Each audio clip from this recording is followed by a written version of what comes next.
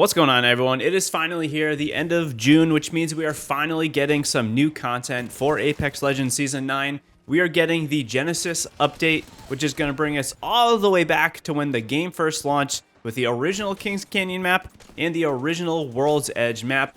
A lot of us Day 1 players that have been playing since the game came out are extremely excited for these original maps to come back, so we can kind of get that fire reignited as to why we all started playing Apex Legends. It's going to be an exciting time, but I did a poll a while back, and surprisingly, a lot of you guys probably did not even play the original Kings Canyon map or the original World's Edge map, which does mean that today we're going to go over a handful of suggested drop locations on both the original Kings Canyon and the original World's Edge map. These maps have undergone an extreme amount of changes, and I figured it would be good for us to go over a few of those changes. If you do like this video, be sure to hit that like button, and at the end we'll also go over some of the other changes that are going to happen with the Genesis update. It's an exciting time for Apex Legends whenever a new heirloom comes out and a lot of new content comes out in the mid-season. So let's just jump right into it, and we're going to start off with the Kings Canyon 5 recommended landing spots. Obviously, we have Skulltown, but guys, I'm not even going to talk about Skulltown. Everyone's already talking about it. I don't need to say anything else. You obviously want to check out Skulltown. But the one spot that I am actually looking forward to the most, I would say, that isn't Skulltown, is actually going to be Thunderdome, adjacent to Skulltown. Honestly, it's probably one of the more underrated and fun places to land. It's an extremely unique POI with a cage up in the top that kind of hangs over this entire area. If you do land up there, there's going to be some loot up there for you. There's some loot directly under the cage, and then there's some zip lines going up to that cage. It's extremely unique. I find that a lot of people will land here, and it does allow for a lot of good engagements. On top of this, you can easily rotate from here into Skulltown if you do win out of Thunderdome, and I actually do find that winning in Thunderdome will probably be a little bit easier than overtaking Skulltown because there's so many people that are going to be landing Skulltown, which does mean Thunderdome will probably do you pretty well. And just a side note, maybe you want to check out Thunderdome and Skulltown, but you don't want to land in the POIs. The area east of Thunderdome is a no-named area. It's kind of like a 2-story, 3-story building with a little bit of a complex feel to it. It has a lot of loot here, and I think no one's really going to land here. So I would definitely check this area out because you can loot up here and then just rotate into Thunderdome or Skulltown to get those third parties, or just kind of clean up the mess that other teams are creating. Moving on from this, another one of my favorite landing spots is going to be Relay, which is in the opposite side of the map in the northeast corner. It's one of my favorite landing spots from when the game first came out. It's where me and my squad used to always land because Skulltown was honestly just insane. Relay, though, has this unique waterfall going through the middle and has these kind of triple set of zip lines that can bring you from each side. It's almost like a triangle type of formation here. I do find that Relay has a good amount of loot and a very interesting type of play style where you can actually land pretty close to people, but you're going to have to kind of fight them at range because you can't go across the zip lines or you're going to get lasered. Relay is definitely really unique and you are going to want to try it out. Moving on from Relay, we go to the south of that. We have Wetlands. Wetlands is also a unique landing spot. I remember it having solid loot, and Wetlands is kind of like Relay, but I will say it's kind of divided into two segments. You got the east half and the west half, and it's kind of this open field in between them. Usually you can have enough loot on one side of each half for two different teams, which means one team could land on the east half, one team could land on the west half, and then you might fight towards the middle. I honestly think Wetlands is probably one of the more underrated spots on this list, and I would definitely give it a try as well. From this, we have Cascades and Bridges. Honestly, these spots also were kind of forgotten about, I'll say. I completely forgot that Bridges even existed. I do remember Cascades, and I do remember when Cascades went away and transformed into Containment. I will say that you're absolutely going to want to try out these areas. It's pretty wild how different these places feel. These places, when they first came out, really felt enclosed and kind of more safe areas to rotate through, even though they were highly contested. And nowadays, they're really kind of just like open fields where you're really picking each other apart from range, and you have lots of third parties from like Cage now coming down onto you. So I definitely try out Cascades and Bridges. And the final place I want to recommend for Kings Canyon is going to be Water Treatment. This was my favorite ranked landing spot when ranked was on KC back in the day. It has super consistent loot, fine rotations to either Skulltown, that no-named area we were talking about, or even going to the north to the market area. I do think that Water Treatment will be a little forgotten about with the overshadow of Skulltown and Thunderdome and all these other big POIs that have been in the game. And I know Water Treatment was in the game for a while till Caustic Treatment came out, but I don't think you should sleep on it. I definitely would give it a try, especially if you haven't landed there before. I do think it's pretty unique, and it's kind of an open area that plays a lot differently than a lot of the other areas on Kings Canyon. If you do have any questions regarding Apex Legends, you can always stop by our Twitch streams, which are nearly daily. I would love to chat with you, and we can talk about Apex and the update and all that good stuff. So I appreciate your support.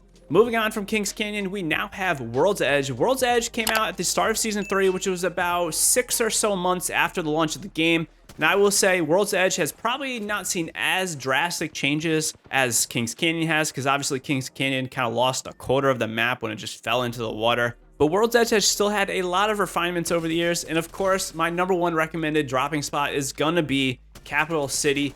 Capital City, in my eyes, just plays so much better than Fragment East and Fragment West that we have today. Fragment today is really just separated, of course, down the middle by that lava fissure, and I find it really just divides the spaces up, and it allows for much less kind of interesting play styles than Capital City did back in the day. What I really liked about Capital City is you had a lot of different buildings placed around there, which meant you could definitely have more fights in different areas. You weren't always just landing at the streamer building or always just landing on the single construction building. However, I will say specifically with Capital City, there is an entire construction building that did go away when Fragment came out. Now, you're absolutely going to want to try this out. It is east of the current construction building in Fragment West. And I think that if you land here, you're going to find it's pretty unique. And of course, if you don't want to land on the construction buildings, there's a lot of other areas like the courtyard and the little buildings to the side of it. And I just overall cannot wait to get back into Capital City. Moving on from Capital City, I'm going to say Sorting Factory, which hasn't changed at all actually, but I just want to recommend it because Sorting Factory back in the day was extremely popular. I would say it might have been the most popular spot in the map to land even over Capital City. Sorting Factory is still going to do you well, and I think there's still going to be a fair amount of people landing there. Moving on from these two, though, there really isn't too many other spots to specifically recommend. I really just want to recommend a few spots for you just to kind of just check out to see how drastically they have changed. And the first is actually going to be west of Dome. Obviously, west of Dome today is Launch Site, and Launch Site honestly just changed that entire area, honestly quite a bit, and I can't believe how much it has transformed. Back in the day, before Launch Site, it was really just a building and then this small cave choke point that you could go up north into Sorting Factory, and honestly, I can't wait to go back through here because it is going to be a trip from the past. I kind of forget what it's like, so I definitely think you should try out that cave area to the west of Dome. I don't know if I would land here. I would probably land at Sorting and then go south, or land at Dome and then go west. That'll probably be my recommendation. From here, though, we now have Fuel Depot, which is one of the more underrated spots for action, I'll say. Fuel Depot used to always be absolutely insane because pretty much everyone would have to rotate through here depending on where the circle was going. And honestly, I always did very terrible when I had to go through Fuel Depot. And I think no matter where you are going, I think you should end up rotating through Fuel Depot. Not even if you want to, because it's going to force you to go through there. You know, looking back, I honestly don't know if I like Harvester now more than the way Fuel Depot was. I really kind of like the openness of this area, but I do understand why they did put Harvester in there. Of course, it kind of links to the lore and links back to getting Fragment in there. And then the final place I just want to recommend, guys, is going to be Drill Site. It's probably underrated in terms of loot. There's not a ton of it there, but there usually isn't anyone also landing there. And I think it'll be really good if you want to land there and go into Skyhook. If you're wondering where Drill Site is, it's where Countdown is today. And again, this is much like Launch Site. It has completely transformed over the years. And I do think you should just go there and check it out to see what it used to be like before we got Countdown. And the final thing to note, guys, is that on World's Edge, the train will be back in action. Train will be moving around. If you're unaware, there used to be a train that actually rotated around between the different train stations on World's Edge. There's nothing really too crazy about it. There's really nothing notable to land on it. It moves pretty slow. It could be fun to ride on if you are kind of unaware of the train. I'm not really looking forward to it. I don't really expect to be checking it out that much.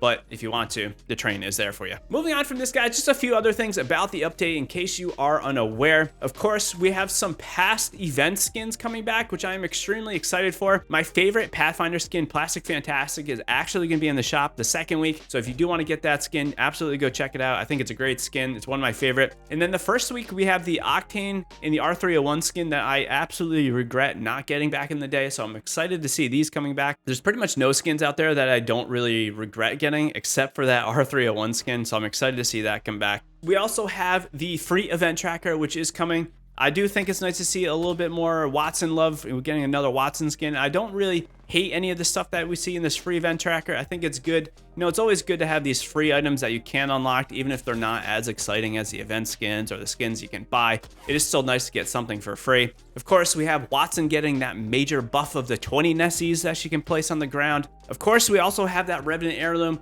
I am excited to see what the Revenant Heirloom is going to be like. Every heirloom that comes out has more animations, more uniqueness, more customization kind of with it. And I am extremely excited to see what the heirloom is going to be able to do. We might be getting this one. I'm not quite sure yet. I've never actually bought an heirloom outright during an event. I might do it. I might not do it. We'll have to wait and see. Stay tuned to the channel. Of course, we also have a handful of legend buffs and nerfs. There's really nothing too notable to talk about, so I'm not going to really go into it. You can always check out the patch notes on Apex Legends website or Respawn's website. I will say, though, there are a slew of arena price and economy adjustments, which are great to see this. It's really making some of the lower tier weapons a little bit cheaper and some of the kind of better weapons a little bit more expensive. Absolutely love that you will no longer be able to get the Spitfire in the first round because it's going to be 600 instead of 550. And I do think the long range meta is getting a slight nerf in the earlier rounds, which I think will make the earlier rounds a little bit more exciting.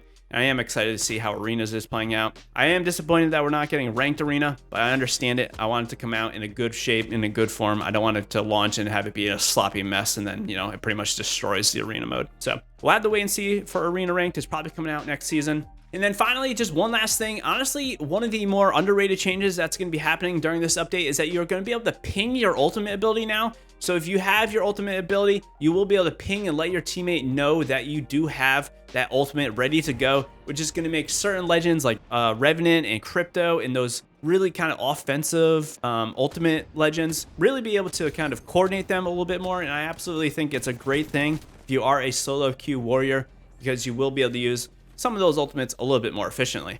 And I just wanted to say, make sure you enjoy your games. Do not overthink it. Nothing is going to be perfect like you remember it. You know, the first time you landed on King's Canyon or World's Edge or whatever, the first time you do anything, you're absolutely just kind of transformed because you're really experiencing something for the first time. And going back to it now, it might not be what you remember if you are going back to it. And if you are new and going back to check out these older things, I think it will be more exciting for those players to be able to try that out. And you know, everything with Apex hasn't been perfect. It's never going to be perfect. And I honestly just can't even imagine a world where I'm not playing Apex Legends today. So I would really just encourage you to enjoy the update. Don't overthink it. Nothing's going to be perfect. And if you can get through this with this type of mindset where it's not going to be perfect, because again, nothing is going to be, I think you'll enjoy it a little bit more. I hope you guys enjoyed this video. Make sure you hit that like button. Until next time, I will see you live in the Twitch streams. Peace out.